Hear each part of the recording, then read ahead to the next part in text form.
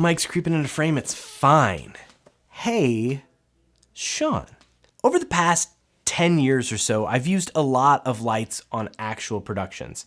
I've rented a ton, I've bought several, I've returned most of them, but I have kept a few. I've used lights from Ari, Aperture, Astera, Dracast, Gemini, Godox, Hive, Hudson, light panels, Rotolight, Quasar, Westcott, and lots more. And I finally settled on my favorite lights for video production. So first, to give you context, about 80% of my work is interview-based documentary-style videos, most of them shot on location at client offices or facilities.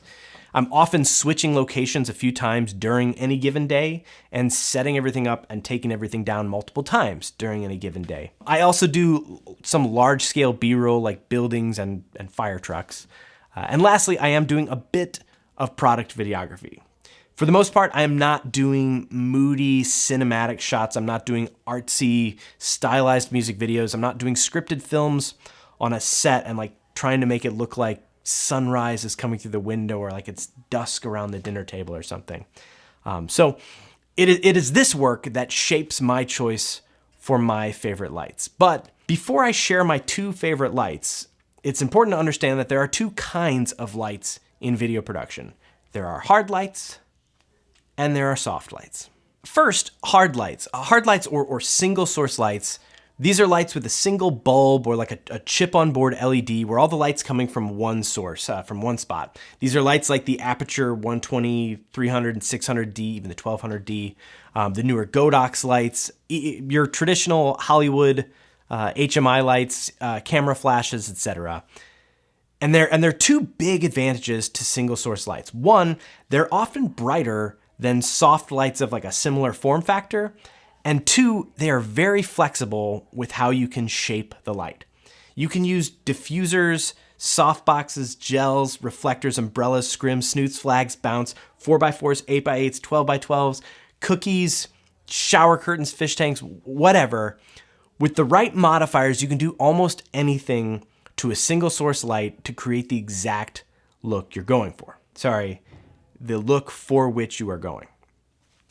Soft lights, by contrast, have light emitting from multiple places or a wider area than a single source light. Things like LED tubes, LED panels, fluorescent bulbs like in a Kino bank, sky panels, rotolights, the Dracast silk rays. Since these are wider sources, they are harder to shape and control as much as single source lights. However, the wider sources mean that a softer light is hitting your subject with less harsh shadows right out of the fixture without any modifiers at all. For me, since I'm not trying to do anything ridiculously stylized, soft lights are usually my preference. They require fewer modifiers and less physical space to create a soft, beautiful light on my subjects. And since I'm not trying to do anything overly dramatic, that lack of flexibility from a hard light is not something that I miss on most of my projects. I used single source lights for a few years, and needing to bring and build a light dome, big softbox every time just to use the light got really old. The speed rings don't pack up quickly or compactedly, and just needing 3 feet of room in front of the light for a huge softbox is a luxury that I don't have when filming in some client spaces or offices. With all of that in mind, here are my 4 priorities for the perfect light. Number 1, I want as few steps and stands as possible between the fixture itself and good light hitting my subject. I don't want to assemble and disassemble softboxes or build big frames and put up extra stands every time that I change locations. Secondly, I want the lights to be extremely portable. We're moving around a lot and sometimes traveling, so portability and durability is essential, not just from setup to setup on a given location, but also with longer travel and even flying. 3, I'd like them to be bright, but this is number 3, meaning I'd rather the lights be portable than be bright. And since I'm seldom trying to balance against the sun or something, I don't need a lot of power in most situations. And lastly, cost. I would like to save money, but I am willing to pay for a simple, beautiful, portable, durable, brightish light. So, after using dozens and dozens of lights, I have found two that meet these four requirements better than any other. So first up, Quasar Science LED tubes. Quasar tubes are high CRI professional cinema lights. They don't flicker, they are completely silent, and they come in a range of sizes from 7 inches all the way to 2 foot, 4 foot, 8 foot, and I think even 12 foot. They have single color versions, bicolor versions, and full RGB WW versions. I have 4 tiny dimmable 2 foot daylight balance tubes, which cost $45 each. And then I have my 4 foot rainbow, which is pink, my 2 foot rainbow, which is blue, and my 2 foot double rainbow, which is white right now. And these 2 foot tubes are my favorite. They're great for interviews, and the multicolor function makes them pretty awesome for like doing product work and background stuff as well. So let's check. Priority 1, these are soft lights and they're multicolor, so I can quickly get good light onto my subject in almost any situation. And as a fill light or a hair light, I don't usually use any diffusion. So a single stand is all I need, and these can fit right up against a wall, or even you can put them right up against the ceiling. They don't have a huge footprint, so there's no big power block, and they can run off battery for hours, like a single V-mount battery. So priority 1, check. Priority 2, these are metal, and the lenses are thick plastic, so they're extremely durable and therefore portable. They fit into my light case and they're light enough to be rigged. You can hang them from a ceiling, like on a drop ceiling clip, or even a cheap light stand will hold one of these up. 3, these are pretty bright. The double rainbow is especially nice because it packs all the pixels of the 4 foot light into the footprint of a 2 foot light, like just side by side. And the 2 foot lights fit right in my case. And 4, the cost. The small ones, while they require an external dimmer, those 2 foot single color tubes are $45. And so 4 of them gets you like a Kino bank for less than $200 compared to a $1,200 key light plus a softbox on top of that. These rainbows are more in line with other lights and range anywhere from $625, I think, to $1,400 depending on the size of the light you're getting. So for me, these lights are amazing. They're amazing lights for key lights, for fill lights, and hair lights, and even lighting backgrounds. And as I'm discovering more and more, they're even pretty good for doing product videos and stuff where you want some more style when I reach into that part of what I do.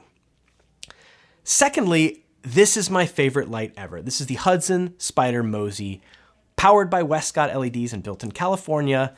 This unique 6-legged flexible monster. The Mozzie is like the Swiss Army knife for any key light, room light, and even product light. The light is dimmable and it's bicolor, but each of the 6 legs has a full range of motion, and that literal flexibility is what makes this light so versatile without needing a ton of different modifiers. And since it's already a soft source, it gets a lot more mileage out of an umbrella than a single source light would. So with one stand and an umbrella, I can quickly have a 7 foot soft source that fits into this briefcase and runs for an hour on a couple of V-mount batteries. And because of the parabolic shape you can get, it can also be used as like a bare LED fixture without any modifiers at all and produce a gorgeous light that no single light source or even any other soft source light can match. I love it. I am not being paid to say this. I absolutely bought this thing for full price. So let's check the priorities. Number 1, simplicity. There is no other light that I've ever used that can create the perfect key light with less work than this one. Raw or even with a single umbrella, good to go. Even a giant panel like a Celeb or a Sky panel, it requires beefier stands and huge cases, and it still doesn't have the same light rep that the Mozzie has. So number 1, big check. Number 2, this whole thing folds up into this little can that fits perfectly in my little light case. The ballast and the power source are bigger than the actual light itself. It's really rugged, it's really well built, and it sets up really fast. So check. Number 3, brightness, I use it's at about 20% brightness right now for most of my YouTube videos. This is where it is, but I have pushed it to 100% a few times in brighter client settings. I do wish it were slightly brighter, but I wouldn't sacrifice any of its functionality, flexibility, or portability for a little boost in brightness. And lastly, cost.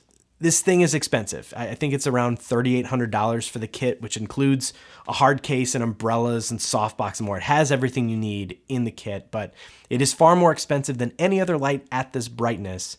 But for me, as a small crew, the time it saves and the room it saves physically have allowed me to work some gigs that would not have looked nearly as good on our tight schedules in some tight spaces without it. So, those are my two favorite lights for most of what I do, and for situations that break the mold of my typical work, I'm quick to rent the right lights for the job. I love my lights, but I do know their limits, and I'm not trying to say that these lights do everything or that they are the best lights ever. They just do what I do most frequently, and they do it perfectly. That is all. If there are any lights that you think I should try, please throw your suggestions in the comments. If you've got any questions about these lights or questions about any of the issues I've had with other lights that kept them off my favorite light list, feel free to throw those in the comments as well. Thank you very much for watching, especially if you made it all the way this far through. I really, really appreciate it. Have a great day, night, whatever, wherever. See you later. Bye.